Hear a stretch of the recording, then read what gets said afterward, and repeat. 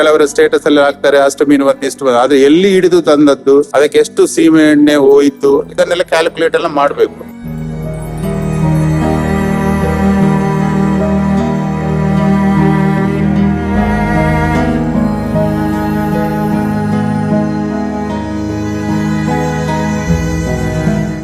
ಮಳೆಗಾಲದ ಕಟ್ಟುನಿಟ್ಟು ಕೊಂಚ ಸಡಿಲಗೊಂಡ ಬೆನ್ನಲ್ಲೇ ಸುಮಾರು 40 ದಿನಗಳ ಬಳಿಕ ನವಮಂಗಳೂರು ಬಂದರಿನಿಂದ ನಾಡದೋಣಿಗಳು ಮತ್ತೆ ಕಡಲಿಗಿಳಿದಿವೆ. ಹಲವು ದಿನಗಳ ಬಳಿಕ ಮೀನುಗಾರಿಕೆ ಆರಂಭಿಸಿದ ಮೀನುಗಾರರು ಉತ್ತಮ ಮೀನು ಸಿಗಬಹುದು ಎಂಬ ನಿರೀಕ್ಷೆಯಲ್ಲಿದ್ದರು. ಆದರೆ ಆ ನಿರೀಕ್ಷೆ ಈಗ ಹುಸಿಯಾಗುತ್ತಿದೆ.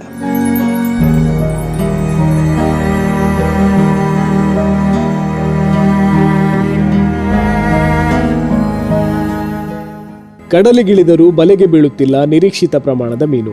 ಸಿಕ್ಕ ಅಲ್ಪ ಸ್ವಲ್ಪ ಮೀನಿನಿಂದ ಬರುವ ಆದಾಯ ಇಂಧನ, ಬಲೆ ಹಾಗೂ ದೋಣಿ ನಿರ್ವಹಣೆಯ ಖರ್ಚಿಗೂ ಸಾಕಾಗುತ್ತಿಲ್ಲ.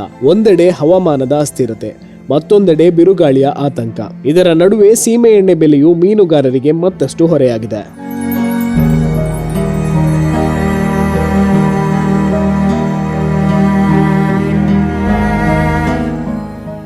ದೂರದ ಕಡಲಿಗೆ ಹೋದರೆ ಹೆಚ್ಚು ಮೀನು ಸಿಗಬಹುದು.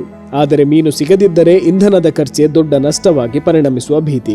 ಹೀಗಾಗಿ ಕಡಲಿಗಿಳಿದರೂ ಲಾಭವಿಲ್ಲ, ದಡದಲ್ಲೇ ಉಳಿದರೂ ಬದುಕಿಗೆ ಆದಾಯವಿಲ್ಲ ಎನ್ನುವ ಸಂದಿಗ್ಧ ಸ್ಥಿತಿಯಲ್ಲಿ ಸಣ್ಣ ನಾಡದೋಣಿ ಮೀನುಗಾರರಿದ್ದಾರೆ.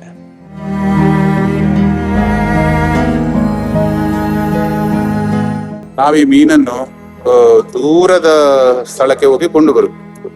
ಎಷ್ಟು ನಮಗೆ ಸೀಮೆ ಎಣ್ಣೆ ಖರ್ಚಾಗ್ತದೆ ಅಂದ್ರೆ ನಮಗೆ ಗೊತ್ತುಂಟು ಅದರ ಪರವಾಗಿ. ಗವರ್ಮೆಂಟ್ ನವರಿಗೆ ಕೂಡ ಗೊತ್ತು, ಆದ್ರೆ ನಮ್ಗೆ ಏನು ಕೂಡ ಅವರು ಫಲಾನುಭವಿ ಇದನ್ನು ಕೂಡ ತರುವುದಿಲ್ಲ. ಆದ್ರಿಂದ ಇದರ ಕಡೆ ಗಮನ ಕೊಡ್ಬೇಕು. ಕೆಲವರು ಸ್ಟೇಟಸ್ ಅಲ್ಲಿ ಹಾಕ್ತಾರೆ ಅಷ್ಟು ಮೀನು ಬಂದು ಇಷ್ಟು ಬಂದು, ಆದ್ರೆ ಎಲ್ಲಿ ಹಿಡಿದು ತಂದದ್ದು, ಅದಕ್ಕೆ ಎಷ್ಟು ಸೀಮೆ ಎಣ್ಣೆ ಹೋಯ್ತು, ಇದನ್ನೆಲ್ಲ ಕ್ಯಾಲ್ಕುಲೇಟ್ ಎಲ್ಲ ಮಾಡ್ಬೇಕು. ಹಾಗೆ ಮೀನಿನ ರೇಟ್ ಕೂಡ ಒಟ್ಟಿಗೆ ಬಂದಿದ್ರಿಂದ ಮೀನಿನ ರೇಟ್ ಕೂಡ ತುಂಬಾ ಕಮ್ಮಿ ಆಗಿದೆ. 1.5 ತಿಂಗಳ ಕಸಬು ನಾಡದೋಣಿಯಲ್ಲಿ ಕೂಡ ಆಗಿ ಹೋಯ್ತು. ಇನ್ನು ಸ್ವಲ್ಪ ದಿವಸ ಇರೋದು, ಇನ್ನು trawl boat, fishing purse seine boat ಎಲ್ಲ ಇಳಿತದೆ. ಗೊತ್ತಿಲ್ಲ ನಮ್ಮ ಪರಿಸ್ಥಿತಿ ಯಾವ ರೀತಿ ಹೋಗ್ತದೆ ಅಂತ. ಆದ್ರೆ ಸ್ವಲ್ಪ ಮೀನು ಸಿಕ್ಕಿತು, ಆದ್ರೆ ಅದನ್ನ ನಮ್ಗೆ ಎಡಿಸುವಷ್ಟು, ನಾವು ಚಿಂತನೆ ಮಾಡುವಷ್ಟು ನಮ್ಗೆ ಏನು ಕೂಡ ಅದರ ಇದು ಬೆಲೆ ಸಿಗ್ಲಿಲ್ಲ. ಹಾಗೆ ಸೀಮೆ ಎಣ್ಣೆ ನಮ್ಗೆ ತುಂಬಾ ಎಂತ ಹೇಳೋದು, ನಮಗೆ ತುಂಬಾ ಕಷ್ಟಕರವಾದ ಒಂದು ಸನ್ನಿವೇಶವನ್ನು ತಂದೊಟ್ಟಿದೆ. ಅದಕ್ಕೋಸ್ಕರ ನಾವೊಂದು ರಿಕ್ವೆಸ್ಟ್ ಕೂಡ ಮಾಡೋದು, ಕೇಂದ್ರ ಸರ್ಕಾರ ಆಗ್ಲಿ ರಾಜ್ಯ ಸರ್ಕಾರ ಆಗ್ಲಿ, ಇದಕ್ಕೆ ನಮ್ಗೆ ಏನಾಗೂ ಫಲಾನುಭವಿ ಒಂದು ಸಮ್ಮತವನ್ನು ನೀಡ್ಬೇಕಂತ ನಾವು ಕೇಳಿಕೊಳ್ಳುತ್ತೇವೆ.